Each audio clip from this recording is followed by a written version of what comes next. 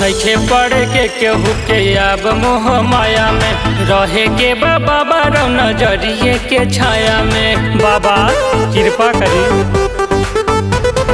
नइखे पड़े के केहू के अब मोह माया में रहे के बाबा रौ नजरिए के छाया में। कही देला से हत्यारी हो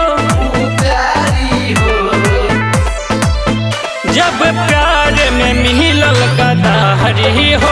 बाबा बन गइनी राउर पुजारी हो।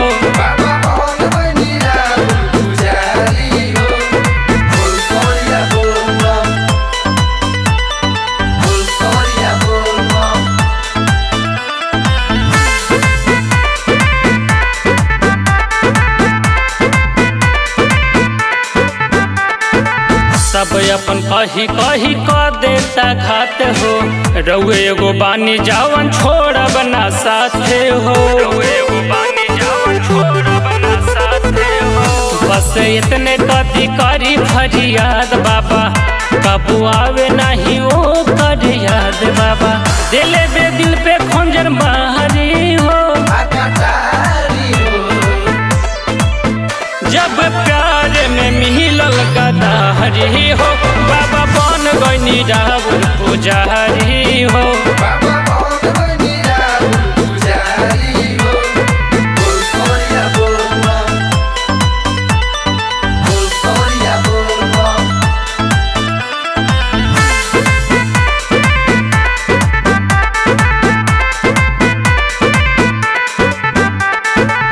दिल के मरीज बानी रउए संभारम।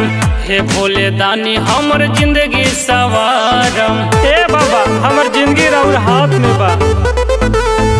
ओहो लही की न पड़ की कसाई रहे। सरवन मूर्धज के रोवैलस भर जाई रहे। मसरम चारी चिलम्बानी हो जब प्यार में मिलल गदारी हो। बाबा बन गइनी राउर पुजारी हो।